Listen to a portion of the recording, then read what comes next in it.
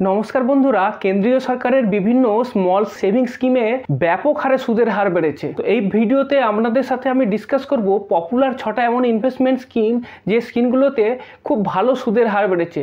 তো প্রথমে যে স্কিমটার কথা বলবো সেটা হলো সুকন্যা সমৃদ্ধি যোজনা। আপনার বাড়িতে যদি 10 বছর বা তার নিচে কন্যা সন্তান থাকেন তাহলে সেক্ষেত্রে আপনি সুকন্যা সমৃদ্ধি অ্যাকাউন্ট খুলতেই পারেন। সুকন্যা সমৃদ্ধি যোজনার অ্যাকাউন্টেতে এতদিন পর্যন্ত সুদের হার ছিল 7.6%। এই নতুন যে কোয়ার্টার আসছে এপ্রিল থেকে জুন, এই কোয়ার্টারেতে সেই সুদের হার 0.4% বেড়ে গিয়ে হবে 8%। তো এই প্রসঙ্গে একটা কথা বলে রাখি যে এই সুদের হার যে 8% হলো তার মানে এই নয় যে আপনাকে এই এপ্রিল থেকে জুন এই সময়তেই টাকা দিলে তবেই তার উপর 8% হবে। আপনার এতদিনের যে সুকন্যা সমৃদ্ধি অ্যাকাউন্ট খোলা ছিল এবং সেই অ্যাকাউন্টে যে টাকাটা জমেছিল সেই যে টাকাটা, সেই টাকার উপরেতে যে এপ্রিল থেকে জুন এই যে কোয়ার্টারে ইন্টারেস্ট পে হবে সেই ইন্টারেস্টের অ্যামাউন্ট হবে 8%। এরপরে যে স্কিমটার কথা বলবো সেটা হলো senior citizen saving scheme. Post অফিসের একটা খুব পপুলার স্কিম এটা। সিনিয়র সিটিজেন যারা 60 বছর বা তার বেশি বয়সী তারা এককালীন এই স্কিমে টাকা জমা করতে পারেন। এই স্কিমের ইন্টারেস্ট এর আগের কোয়ার্টারেও বেড়েছিল, আগের কোয়ার্টারে এর ইন্টারেস্ট রেট ছিল 8%। তো নতুন যে কোয়ার্টার আসছে এপ্রিল থেকে জুন এই কোয়ার্টারেতে আরও বেড়ে গেল 0.2%, আরও বেড়ে গিয়ে বর্তমানে এই স্কিমের ইন্টারেস্ট রেট হলো 8.2%। এরপরে স্কিম নাম্বার 3, এই স্কিমেতে আসছে কিষাণ বিকাশ পত্র। কিষাণ বিকাশ পত্রে এতদিন পর্যন্ত ইন্টারেস্ট রেট ছিল 7.2%। নতুন যে রেট এলো সেই নতুন রেট হলো 7.5%। রেট যেটা ইনক্রিজ হলো সেটা হচ্ছে 0.3%। এ প্রসঙ্গে একটা কথা বলে রাখি যে কিষাণ বিকাশ পত্রে আগের রেট অনুযায়ী আপনার টাকা ডবল হতে সময় লাগবে 120 মাস, অর্থাৎ 10 বছর।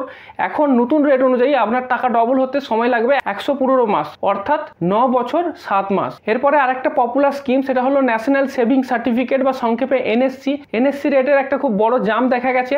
7% থেকে বর্তমানে এই এনএসসি রেট বেড়ে দাঁড়ালো 7.7%, অর্থাৎ এখানে রেট ইনক্রিজ হলো 0.7%। এরপরে যে স্কিমটার কথা বলবো সেটা হলো 5 ইয়ার টার্ম ডিপোজিট, অর্থাৎ যদি আপনি 5 বছরের জন্য টাকা জমা করেন সেক্ষেত্রে এবার থেকে আপনি 7.5% ইন্টারেস্ট পাবেন আপনার জমা টাকার উপরেতে। রেট বাড়লো 0.5%। এরপরে আরেকটা পপুলার স্কিম সেটা হলো পোস্ট অফিস এমআইএস। এখানেতে এতদিন পর্যন্ত 7.1% ইন্টারেস্ট দিত, এবার নতুন যে রেট বেড়ে হলো সেটা হলো 7.4%। এবং সবশেষে আপনি জানতে চাইবেন অবশ্যই যে পিপিএফ এর কি খবর। পিপিএফ এর ক্ষেত্রে কিন্তু ইন্টারেস্ট রেটের কোনো পরিবর্তন হয়নি, অর্থাৎ আগের কোয়ার্টারেও পিপিএফ এর যে ইন্টারেস্ট রেট ছিল 7.1%, এই নতুন কোয়ার্টারেতেও কিন্তু পিপিএফ এর জন্য 7.1% ইন্টারেস্টই বহাল থাকবে। এরপরে আপনার মনে প্রশ্ন আসবে, ওকে এপ্রিল টু জুন কোয়ার্টারে তো রেট বাড়লো, বোঝা গেল, তো জুনের পর তারপর কি হবে? তারপরে কি ইন্টারেস্ট রেট বাড়বে না কমবে? তো এই প্রশ্নের উত্তর জানতে হলে আপনাকে বুঝতে হবে যে এই যে পিপিএফ, সুকন্যা সমৃদ্ধি যোজনা, এনএসসি বা সিনিয়র সিটিজেন সেভিং স্কিম এর যে ইন্টারেস্ট রেট, এই ইন্টারেস্ট রেটটা কীভাবে নির্ধারিত হয়। এই যে ইন্টারেস্ট রেট এটা নির্ধারিত হয় একটা লজিক দ্বারা। 2011 সালে রিজার্ভ ব্যাংকের ফর্মার ডেপুটি গভর্নর শ্যামলা গোপীনাথ, এনার নেতৃত্বে একটা কমিটি তৈরি করা হয়েছিল যেটার নাম হচ্ছে শ্যামলা গোপীনাথ কমিটি।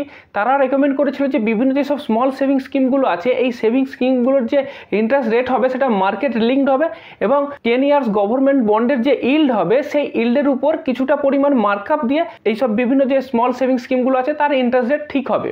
investing.com এই ওয়েবসাইট থেকে আপনি চেক করে দেখতে পাবেন যে বর্তমান সময়তে ইন্ডিয়ার 10 ইয়ার গভর্নমেন্ট বন্ডের যে ইল্ড 7.3%-এর কাছাকাছি। তো সেই 7.3%টা হলো বেস রেট। এবার এই বেস রেটের উপরেতে কিছুটা বাড়িয়ে গভর্নমেন্ট অন্যান্য যেসব সেভিং স্কিমগুলো আছে তার ইন্টারেস্ট রেট ঠিক করে। 2016 সালে গভর্নমেন্ট এটা অ্যানাউন্স করেছিল যে তারা সিনিয়র সিটিজেন সেভিং স্কিমের উপরেতে এই যে বেস রেটটা আছে এই বেস রেটের উপর 1% বাড়াবে, সুকন্যা সমৃদ্ধি যোজনার ক্ষেত্রে 0.7% বাড়াবে, পিপিএফ এর ক্ষেত্রে 0.25% বাড়াবে। এইভাবে তারা ইন্টারেস্ট রেটটা ঠিক করবে।